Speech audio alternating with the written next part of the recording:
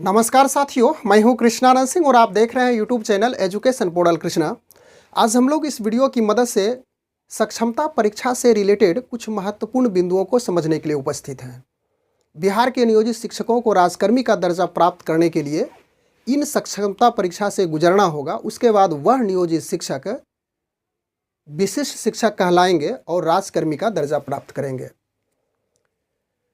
सक्षमता परीक्षा से गुजरने के लिए जो प्रक्रियाएं होती है फॉर्म भरने की, उसके बाद इसमें एक अहम बातें हैं, महत्वपूर्ण बातें हैं कि इस परीक्षा में क्वालिफाई करने के लिए अलग अलग कैटेगरी के लिए कितने अंकों की आवश्यकता होगी, उसके बाद फोटोग्राफ कैसा लगेगा, उसको हम लोग बारीकी से इसमें समझने का प्रयास करेंगे। तो सबसे पहले हम लोग समझ लें कि उत्तीर्णांक, उसके बाद डॉक्यूमेंट्स पे चर्चा आगे चल करके करते हैं। सामान्य प्रशासन विभाग के संकल्प संख्या 2374 यानी कि सामान्य प्रशासन विभाग की ओर से संकल्प संख्या 2374 था और वह दिनांक 16/7/2007 की तिथि में जारी की गई थी। उसी के अकॉर्डिंग, उसी के अनुरूप सक्षमता परीक्षा में न्यूनतम उत्तीर्णांक क्या है, सबसे पहले हम लोग इसको समझें। इसको जानने के लिए हम लोग बोर्ड की कुछ सहायता लेते हैं।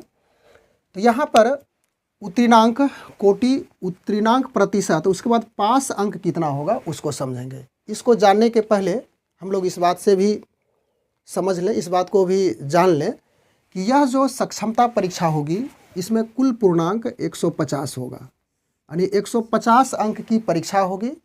सभी बहुविकल्पीय प्रश्न रहेंगे। उसके बाद इसमें निगेटिव मार्किंग की व्यवस्था नहीं है। हालांकि नॉर्मलाइजेशन की बात कही जा रही है तो वह होगी, लेकिन निगेटिव यहाँ पे फ़िलहाल नहीं बताई गई है। तो 150 अंक में जो कोटि है, सामान्य कोटि, जो कि अनारक्षित है, आरक्षित नहीं है, जनरल कैटेगरी के हैं, उसके लिए पास होने के लिए 40%। ध्यान रखना है, यह जो सामान्य कोटि है, जनरल का है, तो इसमें सिर्फ पुरुष ही शामिल होंगे, महिला नहीं।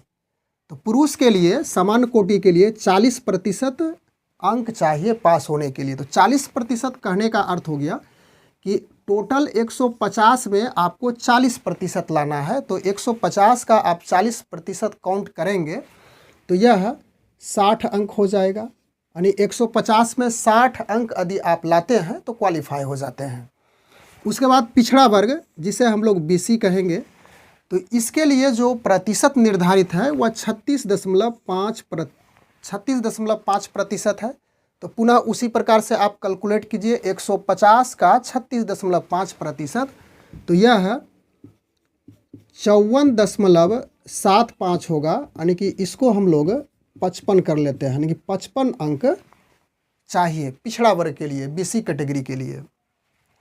अब आगे चलिए अत्यंत पिछड़ा वर्ग के लिए, यानी कि EBC के लिए। अत्यंत पिछड़ा वर्ग में 34% उत्तीर्णांक निर्धारित किया गया है। पुनः उसी प्रकार से आपको निकालना है, 150 का 34%, तो यह आपका 51 अंक होगा, यानी कि 150 में यदि आप 51 अंक ला दिए हैं उस परीक्षा में तो आप क्वालिफाई हो गए हैं। इसके बाद अनुसूचित जाति, अनुसूचित जनजाति, यानी कि SC ST, उस कैटेगरी के अभ्यर्थी के लिए 32% अंक लाना है। 150 का आप 32% निकालेंगे तो यह हो जाएगा 48 मार्क्स, यानी कि 48 अंक होगा। फिर दिव्यांग के लिए 32% ही निर्धारित है, तो इसका भी 48 अंक होगा। और महिला, चाहे वह किसी भी कैटेगरी के महिला हो, सामान्य कैटेगरी के हों या तो फिर पिछड़ा वर्ग कैटेगरी के हों, अत्यंत पिछड़ा वर्ग कैटेगरी के हों, अनुसूचित जाति हों, अनुसूचित जनजाति हों, दिव्यांग हों, सभी के लिए यहाँ पे उस महिला के लिए 48 अंक लाना मस्ट होता है। यानी 150 में आप यदि 48 अंक लाते हैं तो इस परीक्षा में क्वालिफाई हो जाते हैं। तो यहाँ तक हम लोग उत्तीर्णांक की चर्चा किए संक्षिप्त में। उसके बाद आगे चलते हैं कि किन किन डॉक्यूमेंट्स, यानी कौन कौन से कागजात की आवश्यकता होगी। तो यहाँ पे 10 प्रकार के कागजात हैं, 10 प्रकार के डॉक्यूमेंट्स हैं, उसकी आवश्यकता होगी। लेकिन अलग अलग कैटेगरी के जो शिक्षक है, 1 to 5 के लिए कुछ अलग डॉक्यूमेंट्स होंगे, 6 to 8 के लिए अलग होगा, उसके बाद 9 to 10 या तो फिर 10, उसके बाद 11 to 12 के लिए, यानी कि जो 10+2 होता है 12वीं के लिए, उसके लिए अलग डॉक्यूमेंट्स है। तो सबसे पहले जो कॉमन डॉक्यूमेंट्स है उसको हम लोग देख लेते हैं। मैट्रिक का प्रमाण पत्र और अंक पत्र, इसके बाद इंटर का प्रमाण पत्र और अंक पत्र, स्नातक का प्रमाण पत्र और अंक पत्र, स्नातकोत्तर यानी पीजी का प्रमाण पत्र और अंक पत्र, उसके बाद बीएड, डीएलएड अन्य प्रशैक्षणिक प्रमाण पत्र और अंक पत्र। इसके बाद छठा नंबर है जाति प्रमाण पत्र, आधार कार्ड, उसके बाद टेट, सीटेट, एसटेट, उत्तीर्णता प्रमाण पत्र। दिव्यांग है तो दिव्यांग के लिए जो प्रमाण पत्र बनाए हैं उसको भी देना है, और नियोजन इकाई द्वारा जारी नियुक्ति प्रमाण पत्र। तो सबसे पहले हम लोग इन बातों की चर्चा किए कि 1 से 10 तक इन डॉक्यूमेंट्स की ज़रूरत होगी। तो अब यहाँ से हम लोग थोड़ा सा डिटेल करते हुए चलेंगे। यदि 1 to 5 के शिक्षक हैं, 1 to 5 के लिए आप फॉर्म अप्लाई कर रहे हैं, तो इसमें मैट्रिक का प्रमाण पत्र आप किसे कहेंगे? एक जब मैट्रिक परीक्षा दिए होंगे तो आपके पास कागजात होगा, एडमिट कार्ड होगा, मार्कशीट होगा, उसके बाद उसका जो प्रोविजनल वगैरह है वह भी होगा, रजिस्ट्रेशन किया हुआ होगा वह भी होगा, रजिस्ट्रेशन कार्ड। इसके बाद परीक्षा पास होने के बाद कुछ दिनों के बाद एक कागजात, एक सर्टिफिकेट आपको आया होगा, वही आपका प्रमाण पत्र हो गया, यानी कि मूल, जिसे ओरिजिनल कहते हैं। तो मूल में प्रमाण पत्र होगा मैट्रिक का, मूल प्रमाण पत्र, और इसके बाद अंक पत्र, दोनों का एक ही पीडीएफ बनेगा। दोनों को एक ही पीडीएफ बना करके उसमें 100 अभिप्रमाणित, यानी कि सेल्फ अटेस्टेड करके, उसमें तिथि देना जरूरी नहीं है, सेल्फ अटेस्टेड करेंगे। उसके बाद दोनों एक पीडीएफ बन करके वहाँ पे डाउनलोड किया जाएगा जब फॉर्म भरने की प्रक्रिया आप करेंगे। तो यह सारी प्रक्रिया यदि आप खुद से करते हैं तो ठीक है, नहीं तो आप कैफ़े में जा कर के, जहाँ पे ऑनलाइन होता है, वह भी आपको कर करके पीडीएफ बना करके डाउनलोड कर देंगे। उसके बाद इंटर प्रमाण पत्र और अंक पत्र, तो यह भी उसी प्रकार से परीक्षा पास होने के कुछ दिनों के बाद आपके पास एक प्रमाण पत्र मिला होगा, वही प्रमाण पत्र हो गया। सेम मैट्रिक ऐसा ही, और अंक पत्र दोनों का एक ही पीडीएफ बनेगा, और उसमें सेल्फ अटेस्टेड पुनः करेंगे, यानी जितने भी डॉक्यूमेंट्स हैं आप सेल्फ अटेस्टेड करेंगे, यानी कि 100 अभिप्रमाणित करेंगे, और सभी डाउनलोड होगा। स्नातक का प्रमाण पत्र होगा। तो अब देखिए यहाँ पे हम लोग 1 to 5 की बात कर रहे हैं।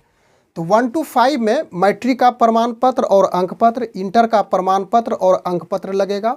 उसके बाद अब इसमें आ जाइए, यह जो ट्रेनिंग सर्टिफिकेट है प्रशैक्षणिक में, तो इसमें डीएलएड, यानी डीएलएड जोड़ दीजिए 1 to 5 के लिए, यानी एक नंबर हो गया आपका ये मैट्रिक प्रमाण पत्र, अंक पत्र, इंटर प्रमाण पत्र और अंक पत्र। दूसरा नंबर भी आप इसको लीजिए, और इसके बाद 5वां नंबर में है डीएलएड। यह 5वां नंबर में आपका डीएलएड हो गया। इसका प्रमाण पत्र और अंक पत्र भी देना होगा। प्रमाण पत्र भी आपके पास अवेलेबल होगा उसी प्रकार से जिस प्रकार से मैट्रिक और इंटर का प्रमाण पत्र आया था, वैसे ही यह डीएलएड में भी आपका प्रमाण पत्र आया होगा, और अंक पत्र दोनों में उसी तरह से अटेस्टेड होगा, और फिर वह जो फॉर्म ऑनलाइन प्रक्रिया से भरी जा रही है उसमें अपलोड किया जाएगा। इसके बाद जाति प्रमाण पत्र भी आपको देना है 1 to 5 में। यदि आप आरक्षित कोटि के हैं, अनारक्षित कोटि के नहीं हैं, आप रिजर्वेशन में हैं, तो वैसी स्थिति में आपको जाति प्रमाण पत्र देना है, और आधार कार्ड भी देना है। तो 6 और 7, 1, 2, 5, 6 और 7, यह हो गया, आधार कार्ड देंगे। और 8वां नंबर में है टेट, सीटेट, एसटेट। यदि आप बीटेट किए हुए हैं तो उसमें पेपर 1 जाएगा। उसके बाद यदि सीटेट है तो पेपर 1 इसका जाएगा, तो इसका भी उत्तीर्णांक प्रमाण पत्र होगा। इसमें सिर्फ आपको अंक पत्र ही अटेस्टेड करके देना है। तो आपका यहाँ पे चलिए 7 के बाद 8 हो गया, या 1 to 5 की चर्चा कर रहे हैं। उसके बाद दिव्यांग है तो यह भी सर्टिफिकेट आपको देना है, इसका प्रमाण पत्र सक्षम प्राधिकार के द्वारा निर्गत प्रमाण पत्र देना है, दिव्यांग प्रमाण पत्र। उसके बाद यह महत्वपूर्ण है 10 नंबर, नियोजन इकाई द्वारा। यदि आप पंचायत शिक्षक हैं तो उस समय, जिस समय आपका नियोजन हुआ था, उस समय एक प्रमाण पत्र मिला था, उसे भी आपको देना है। तो यहाँ पे हो गया प्लस में 10 नंबर। इतना सर्टिफिकेट 1 to 5 के शिक्षक के लिए ज़रूरी है। यदि आप इससे अधिक क्वालिफाई किए हुए हैं, यानी कि इससे अधिक आपके पास शैक्षणिक योग्यता है, तो आप दे सकते हैं स्नातक के लिए भी कॉलम है वहाँ पे बना हुआ। तो स्नातक का प्रमाण पत्र और अंक पत्र दोनों में अटेस्टेड जो जेरोक्स कॉपी होगी उसको अटेस्टेड करके वहाँ पे डाउनलोड किया जाएगा। यदि आप पीजी किए हुए हैं, स्नातकोत्तर हैं, तो इसका भी प्रमाण पत्र और अंक पत्र उसी प्रोसेस से वहाँ पे डाउनलोड होगा।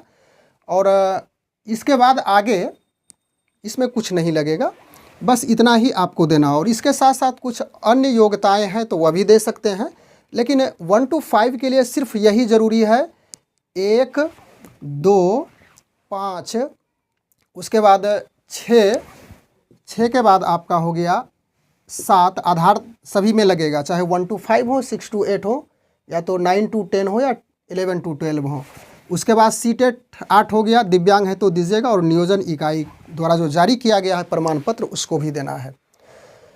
इसके साथ साथ यहाँ अब हम लोग कुछ आगे बात कर लें। यदि स्नातक स्तर से आप नियुक्त हुए हैं 6 to 8 में या 9 to 10 में, तो आपको मैट्रिक का भी देना है, इंटर का भी देना है, स्नातक, यानी कि आपका जो सिलेक्शन हुआ स्नातक तक हुआ है, लेकिन 1 to 5 में इंटर स्तर से ही सिलेक्शन हुआ है, तो यहाँ तक भी यदि आप सर्टिफिकेट दे करके छोड़ देते हैं, आगे नहीं देते हैं, तो उससे कोई समस्या उत्पन्न नहीं होगी। लेकिन आपके पास यदि डिग्री है तो आप दे भी सकते हैं। इसके बाद हम लोग संक्षिप्त में फोटोग्राफ की चर्चा कर लें। यह भी उसमें स्पष्ट रूप से दिया गया है कि फोटोग्राफ जो आप बनाएंगे हाल फिलहाल, हाल का फोटोग्राफ होना चाहिए, हाल का फ़ोटो होना चाहिए। और उसका जो पीछे का ग्राउंड है, बैकग्राउंड है, सपोज कीजिए कि आप इस बोर्ड को देख रहे हैं, बोर्ड यदि प्लेन हो, खाली हो, तो पीछे का बैकग्राउंड आपको उजला यानी कि सफ़ेद दिखेगा, या तो फिर हल्का रंग का होना चाहिए। तो हल्का रंग क्यों देंगे, आप सफ़ेद ही पीछे का बैकग्राउंड बना लेंगे और उस फोटोग्राफ को देना है। फोटोग्राफ भी अपलोड किया जाएगा। इसके बाद एक और बातें हैं कि उसमें सिग्नेचर जो आप साइन करेंगे, जिस प्रकार से आप हस्ताक्षर करते हैं उस हस्ताक्षर को करेंगे एक प्लेन पेपर पे, और उस प्लेन पेपर का हस्ताक्षर पुनः उस फॉर्म में अपलोड किया जाएगा। तो निश्चित रूप से हम लोग इतने समय में जो फॉर्म भरने के पूर्व जो डॉक्यूमेंट्स हैं इसके बारे में डिटेल रूप से इसमें अध्ययन किए इस वीडियो के माध्यम से। उसके साथ साथ पास होने के लिए कितने क्वालिफाई अंकों की जो अंक है निर्धारित किया गया है उसको भी अंक के साथ समझने का प्रयास किए। बस आज के वीडियो में हम लोग इतनी ही चर्चा करने के लिए उपस्थित हुए थे। मिलते हैं अगले वीडियो में। हाँ, एक ज़रूरी बात है, यदि आप इस परीक्षा की तैयारी करना चाहते हो तो इसी चैनल पे, एजुकेशन पोर्टल कृष्णा चैनल पे आदर्श वस्तुनिष्ठ प्रश्नोत्तरी प्रतिदिन शाम के 7 बजे अपलोड किया जाता है 50 प्रश्नों का, और बहुत कम समय में जो हमें आवश्यकता है, समय कम बचा है, ज़्यादा डिटेल चर्चा वाले वीडियो में भाग लेने से ज़्यादा उसमें समय नहीं मिलेगा। कम समय में अधिक प्रश्न की तैयारी के लिए इस चैनल से ज़रूर जुड़ें। विश्वास है हमें जो पिछले वीडियो से जैसा आशीर्वाद या तो जैसा प्यार आप लोगों से मिल रहा है, तो निश्चित रूप से ज़रूर जुड़ेंगे इस परीक्षा की तैयारी के लिए। बस आज के वीडियो में इतना ही। Thanks for watching. Good bye.